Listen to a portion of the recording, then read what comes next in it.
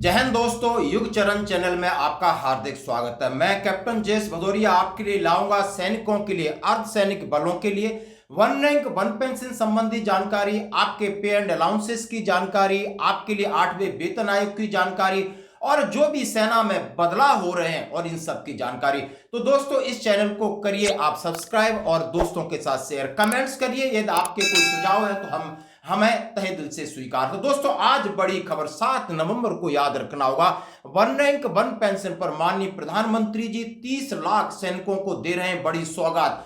आपके जीवन में और क्या क्या होंगे बदलाव, जैसा कि वन रैंक वन पेंशन के संदर्भ में थोड़ी सी नजर डालता हूं। यदि आप सैनिक हैं तो इस चैनल को दोबारा मैं बोल रहा हूं सब्सक्राइब करिए। इसकी जानकारी 7 नवंबर और 8 नवंबर को माननीय प्रधानमंत्री जी आखिर क्या सैनिकों को सौगात दे रहे हैं। आइए सबसे पहले वन रैंक वन पेंशन है क्या। हाँ जी दोस्तों, जैसा कि 1 जुलाई 2014 से पहले 40 वर्षों तक सैनिकों की मांग थी कि यानी समान रैंक और समान अवधि वाले सैनिकों की जो पेंशन है वो बराबर हो।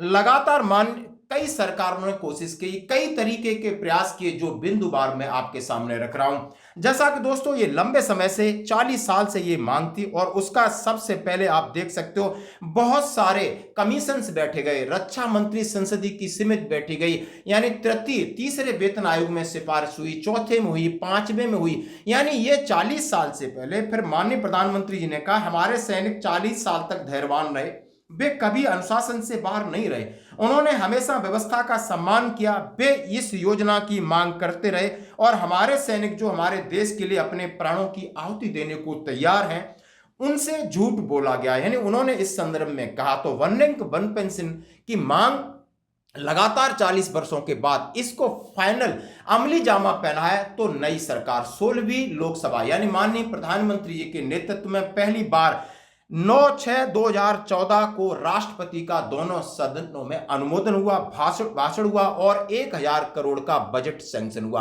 और उसके बाद ये सिलसिला चलता है, ओआरओपी 1, फिर ओआरओपी 2, फिर ओआरओपी 3 और 7 नवंबर को 10 साल पूरे होने पर माननीय प्रधानमंत्री जी सैनिकों को बड़ी सौगात देने जा रहे हैं। और दोस्तों मैं बात करता हूं ओआरओपी 1 जिसका इंप्लीमेंट आपके लिए 1 जुलाई 2014 से शुरू हुआ था, यानी उससे पिछले लगभग 22 लाख सैनिकों को बिल्कुल इसका जबरदस्त फायदा हुआ था, एरियर मिला था। उसके बाद दूसरा संशोधन होता है 1 जुलाई 2019 को और तीसरा संशोधन 1 जुलाई 2024 से लागू होता है। लगभग 30 लाख सैनिक इससे लाभार्थी होते हैं।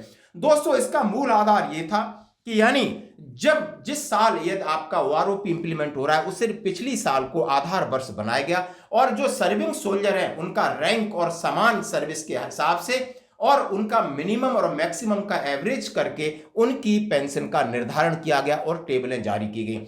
और इससे जिनकी कम है जिस रैंक की, और उन टेबलों के हिसाब से सबकी पेंशन बढ़ाई गई।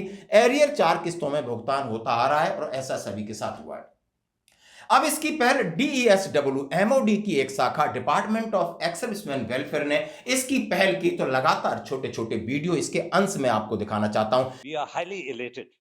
And in fact, I always use the cliche that we have a great sense of exaltation, primarily because each one of us in the armed forces feel that the one rank, one pension has really been a big boon. I think right from the bottom, that is on the grassroots level, every Jawan that is of the Indian Army, every sailor from the Indian Navy, and every air warrior that is from the Indian Air Force has benefited exponentially. Now, when I say that, it translates actually into as to how much of nickel comes into his coffers, into his piggy bank, which he can save, which he'll be able to sustain a very dignified livelihood. Now, this has affected all the lives of millions of ex-servicemen and all pensioners. The government has been able to live up to the promise. Each one of us, I think, should convey a sense of gratification, gratitude in plenitude to the government of India for having got this thing implemented. And I can say without any compulsion at any point of time that when all these fine measures are implemented, that is so as to ensure that it touches the life of every man, woman, and child in the armed forces, it does make a difference. Each one of us is indebted because we all believe in only one thing, duty, honor, and country. कि हर एक सैनिक का खुशी है, हर एक सैनिक यहाँ अफसर हो चाहे जेसी हो चाहे जवान हो, सब लाभार्थी हैं, बहुत खुश हैं क्योंकि वो जानते हैं कि जल्दी सेना के अंदर रिटायर्ड होने के बाद हमें पेंशन से गुजारा नहीं मिलता है और इस पेंशन में लगातार जब बढ़ोतरी होती है हर 5 साल बाद वो आरोपी का संस्करण आता है, उससे इन्हें काफी फायदा होता है। तो दोस्तों इसी की पहल और इसी को लेकर के दिल्ली में एक आयोजन किया जा रहा है। उस दिल्ली में क्या क्या आयोजन किया जा रहा है इसके बारे में बताने से पहले मैं फिर याद आपको दिलाता हूं दोस्तों, आज हमें युग चरण चैनल, हाँ जी दोस्तों, और इसको आप जरूर सब्सक्राइब करें। सेना के संबंधी अर्धसैनिक के साथ साथ दूसरी भी जितने भी आप वीडियोस हैं आप इनको देख सकते हो। आपको पसंद आए आप लाइक करें, आपको कुछ और राय देनी है तो इसमें अपने कमेंट्स बॉक्स में जाकर राय अपनी रख सकते हो। दोस्तों बढ़ते हैं कि आखिर 7 नवंबर को दिल्ली में क्या होने वाला। आप ये पत्र देख सकते हो, उसमें भारत सरकार, रक्षा मंत्रालय, केंद्रीय सैनिक बोर्ड से RK-पुरम से रिलीज होता है, यानी 23 अक्टूबर 2024, और वहां पर हर एक राज्य सैनिक बोर्ड को यह प्रेषित किया जाता है। इसका उद्देश्य, इसका विषय रहता है कि OROP के 10 वर्ष पूरे होने का जश्न, यानी डायरेक्टर, और उन्होंने कहा है डायरेक्टर कैंक्लाब 2024, यानी 10 साल आपके वन रैंक वन पेंशन के हो जाते हैं। 1 जुलाई 2024 से लगा करके 1 जुलाई 14 से 24 के बीच का जो पीरियड है, इसमें कौन कौन शिरकत करेगा, क्या क्या इवेंट होंगे और आगे सैनिकों के लिए क्या क्या बदलाव होगा, इसके ऊपर हम, ये लेटर है और ये सेमिनार है दोस्तों। तो OROP के 10 वर्ष पूरे होने का जश्न, निर्देशकों का सम्मेलन 7 और 8 नवंबर 2024 को मानेकशॉ सेंटर दिल्ली कैंट में आयोजित होने जा रहा है और उसकी योजना तैयार हो गई। आप समझ सकते हो, मानेकशॉ सेंटर जो दिल्ली के अंदर है, और 7 और 8 नवंबर को यह सेलिब्रेशन होगा। माननीय प्रधानमंत्री जी 7 नवंबर 2024 को होने वाले कार्यक्रम में उपस्थित रहेंगे। माननीय प्रधानमंत्री जी शिरकत करने के बाद इस संबंध में यह निर्णय लिया जाता है कि पूरे भारत से भारतीय सेना के एक्स सर्विसमैन का प्रतिनिधित्व बुलाया जाएगा, उनकी भागीदारी सुनिश्चित होगी, चाहे आप आर्मी के हैं, चाहे आप एयरफोर्स के, चाहे नेवी के, पूरे भारत के हर कोने कोने से एक्स सर्विसमैनों को बुलाया गया है दोस्तों।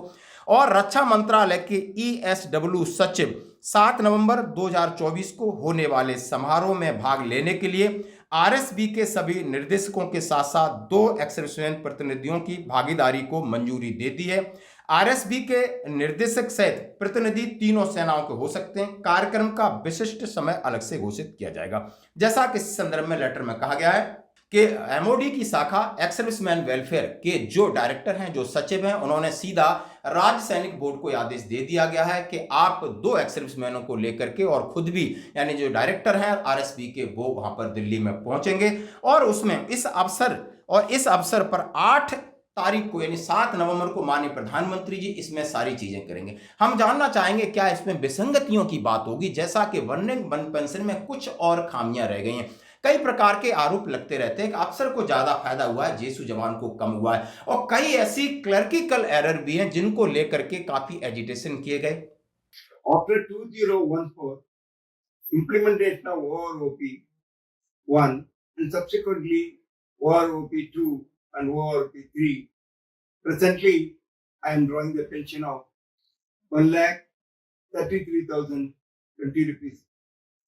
This achievement was only possible because of the kind help of our Honorable Prime Minister Shri Narendra Modi ji, who took personal interest in the implementation of OROP for the welfare of veterans, which brought fragrance and roshni in everybody's life of veterans.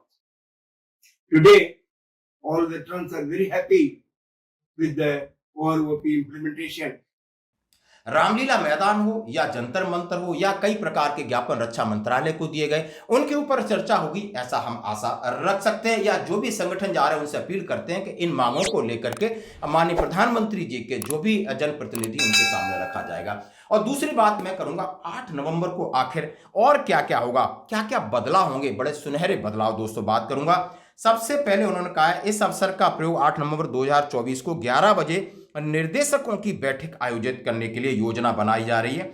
इसमें ex serviceman के सभी मुद्दों पर चर्चा की जाएगी और निर्देशकों की यह बैठक के मुख्य महत्वपूर्ण बिंदु क्या होंगे, यानी किन किन चीजों पर चर्चा होगी।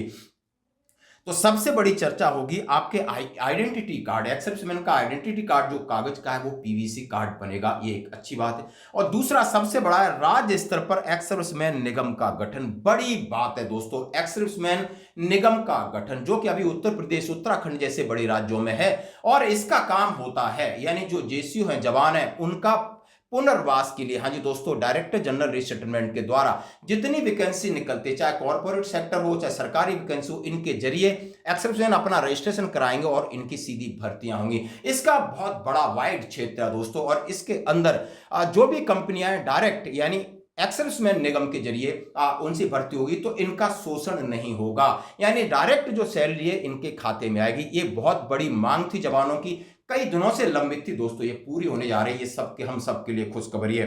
एकीकृत सैनिक विश्राम गृहों के निर्माण को बढ़ावा, यानी उन्होंने कहा है कि सैनिक विश्राम गृह हर एक स्टेट में, हर एक जहां पर पर्यटक जाते हैं, जहां पर लोग धार्मिक स्थलों पर विश्राम गृहों की जरूरत है।